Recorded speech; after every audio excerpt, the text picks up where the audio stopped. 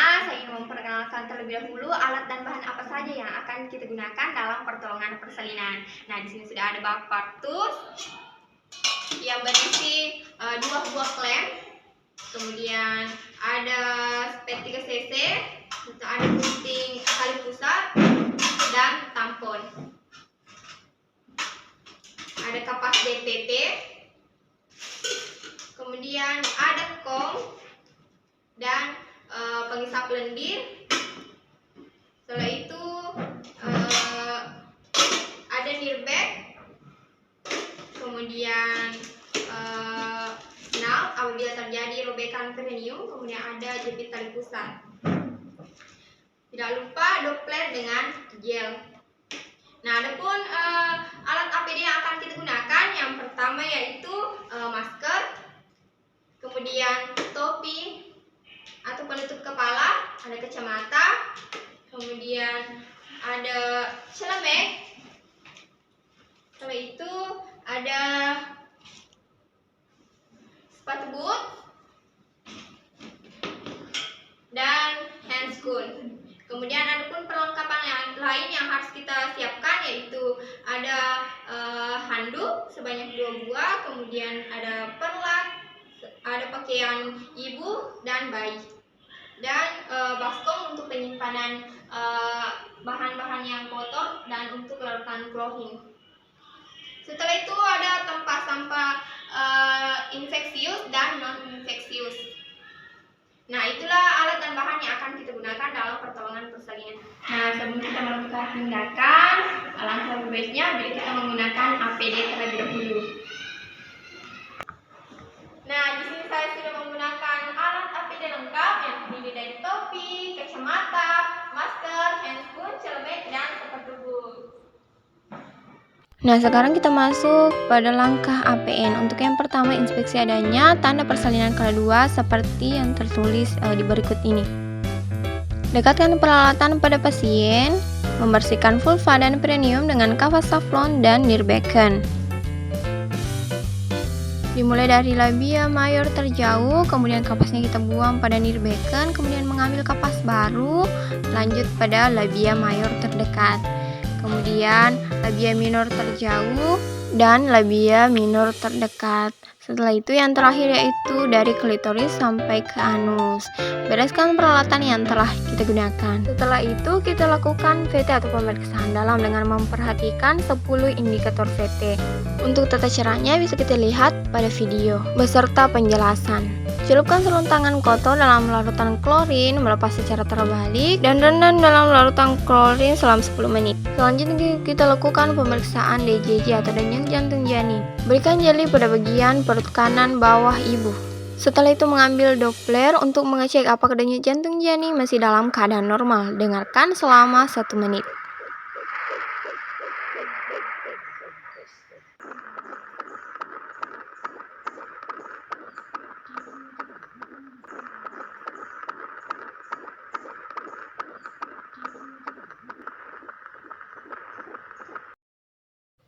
Memberitahu ibu pembukaan sudah lengkap dan keadaan janin baik, membantu ibu berada dalam posisi nyaman sesuai keinginannya. Meminta bantuan keluarga untuk menyiapkan posisi ibu untuk meneran. Tampak di vulva 5-6 cm. Letakkan handuk bersih atau selimut bersih di atas perut ibu untuk mengeringkan bayi.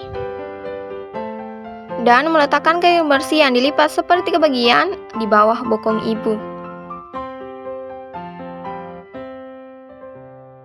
Seperti ini. Kemudian kita mendekatkan alat partus seperti partus set. Kemudian kita menggunakan handscoon.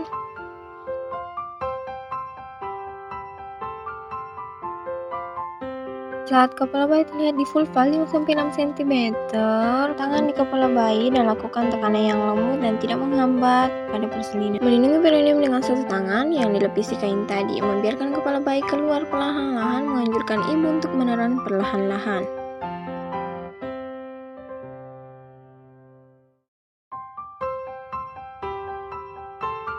Menganjurkan ibu untuk meneran perlahan-lahan, bernapas cepat saat kepala lahir. Kemudian dengan lembut mengusap muka, mulut, dan hidung bayi dengan kain, memeriksa apakah ada lilitan tali pusat. Menunggu hingga kepala bayi melakukan putanan paksi luar secara spontan atau perlahan-lahan. Nah, setelah melakukan putanan paksi luar, ayo kita simak penjelasan di video berikut.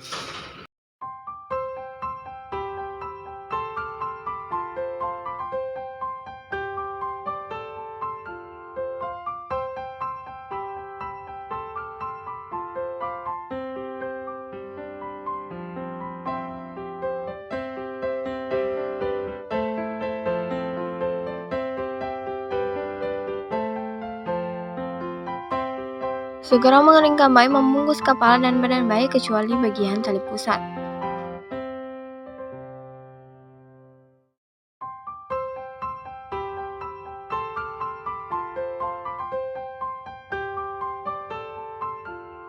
Periksa kembali uterus untuk memastikan tidak ada lagi bayi dalam uterus atau hamil tunggal.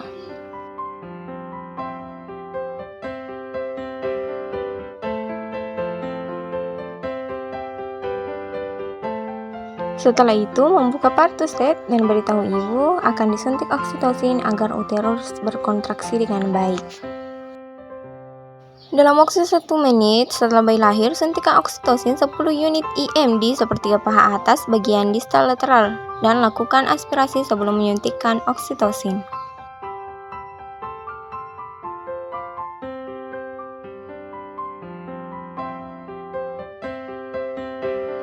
Kemudian, setelah 2 menit pasca persalinan, jepit tali pusat dengan klem kira-kira 3 cm dari pusat bayi, mendorong isi tali pusat pada 2 cm distal dari klem pertama.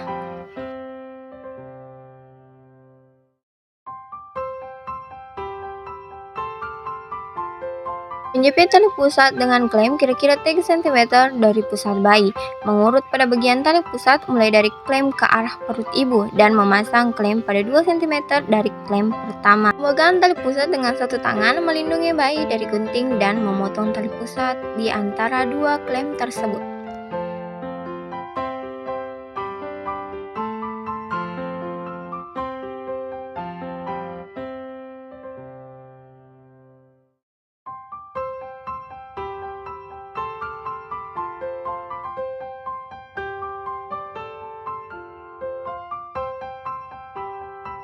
Setelah uterus berkontraksi, tegangkan tali pusat ke arah bawah sambil tangan yang lain mendorong uterus ke arah belakang atas atau dorsokranial secara hati-hati untuk mencegah inversi uteri. Nah, jika tali pusat bertambah panjang, pindahkan klem hingga jarak 5-10 cm dari vulva. Setelah plasenta terlihat di introitus vagina, lanjut kelahiran plasenta dengan menggunakan kedua tangan. Pegang plasenta dengan 2 tangan dan dengan hati-hati memutar plasenta searah jarum jam, atau seperti pada video di atas. Periksa bagian maternal dan bagian fetal plasenta, pastikan plasenta dengan selaput lahir lengkap dan utuh, dan memasukkan ke dalam ember atau waskom yang telah disediakan.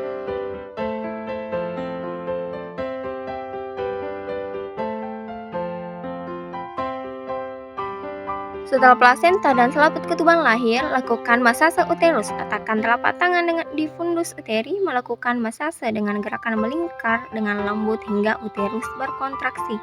Kemudian periksa vagina dan serviks ibu dengan seksama dan melihat apakah ada robekan pada perineum.